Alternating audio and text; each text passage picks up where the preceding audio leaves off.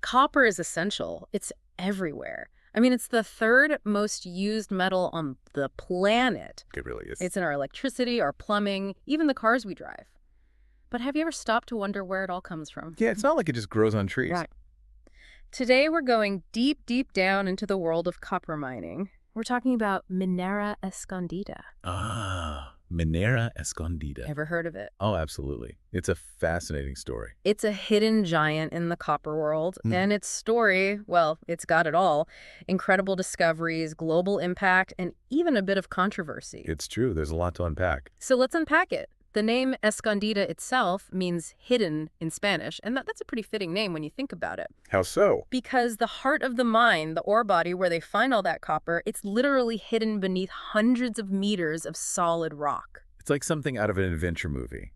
Imagine trekking through the Atacama Desert, drilling down, and then bam, you hit a copper mother lode.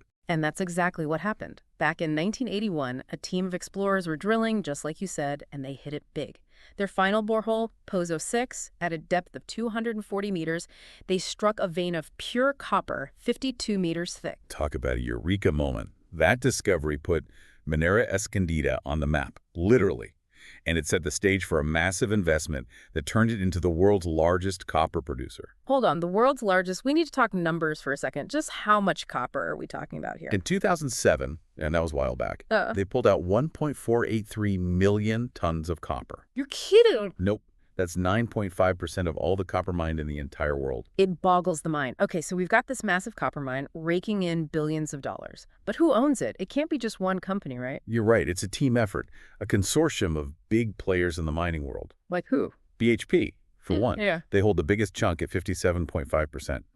Then you've got Rio Tinto with 30% and Jayco Corp, a Japanese company, with 10%. A truly global operation. Wow, a real international collaboration, all centered around this one mine, this hidden giant in the middle of the desert. Exactly. So we're talking about a global collaboration, a massive copper mine, billions of dollars in revenue. It sounds like a dream come true, but something tells me it's not all sunshine and rainbows, right? That's an astute observation. You see, with an operation of this magnitude, there are bound to be complexities. Escondida has been at the center of its fair share of controversies, particularly regarding its impact on the environment and the lives of the people who live nearby. It makes sense. You can't just extract that much copper without leaving some kind of mark on the planet. Precisely. One of the most significant events that brought these tensions to light was the strike of 2006. Workers at Escondida decided to lay down their tools and demand a larger share of the profits. Wow, a whole mine just stopped. They weren't kidding around. They weren't. And this wasn't just any strike. It sent shockwaves throughout the global copper market. It really underscored the power that a single mine like Escondida can have on the world stage. That's incredible. What were the workers hoping to achieve with the strike? What were the main points of contention? At its core, the 2006 strike was about fair treatment and a more equitable distribution of the wealth generated by the mine. The workers felt that they weren't receiving a fair share of the profits, particularly given the record-breaking copper prices at the time. It's a tale as old as time. Workers risking their lives, toiling in tough conditions, while the big guys rake in the profits. I can understand why they felt the need to take a stand. Absolutely. And this strike wasn't just about wages. It shone a light on the broader issue of labor relations within the mining industry, an industry known for its often hazardous conditions. It forced people to confront the question of worker rights and fair compensation. So we've got this huge economic engine, but it's also a powder keg of potential social unrest. Were there any long-term consequences from the strike? The strike definitely left its mark. For one, it sent ripples through the global copper market. The price of copper fluctuated wildly during that period, highlighting just how sensitive the global supply chain is to disruptions in production, even in a single mine.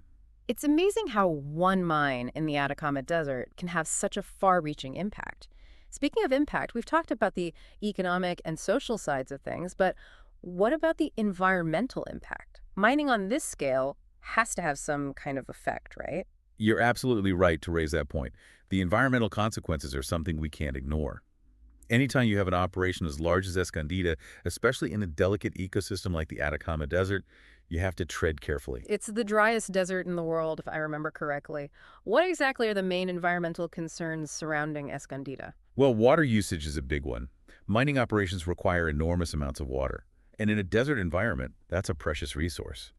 There have been criticisms about how the mine sources its water and the potential impact on local communities and ecosystems. It sounds like a delicate balancing act between economic progress and environmental sustainability. Not an easy task. It's almost mind-boggling when you think about it. This one mine, practically hidden from the world, impacting economies, sparking social change, and leaving a footprint on the environment.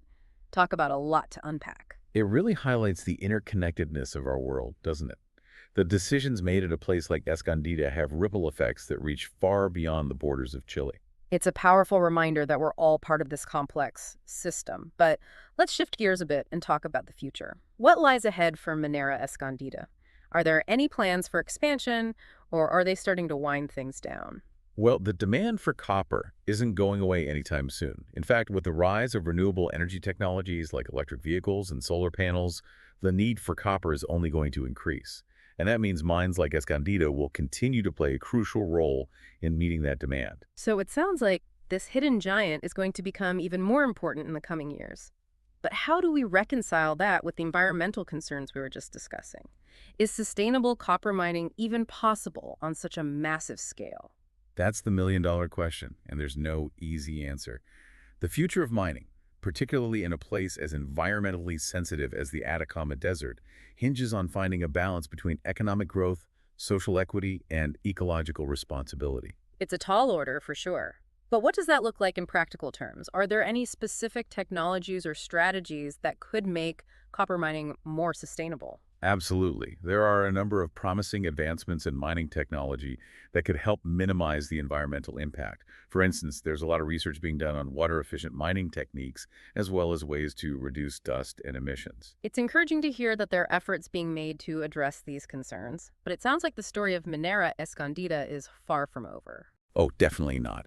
It will be fascinating to see how things unfold in the coming years. As the demand for copper continues to grow, so too will the scrutiny on mining practices and the pressure to find more sustainable solutions. You've given us a lot to think about today. From the depths of the Atacama Desert to the global stage of economics and technology, the story of Minera Escondida is a microcosm of the challenges and opportunities facing our world today. It's a reminder that progress comes at a cost, and it's up to us to decide what price we're willing to pay. Thanks for joining us on this deep dive. Until next time, keep asking those tough questions and stay curious.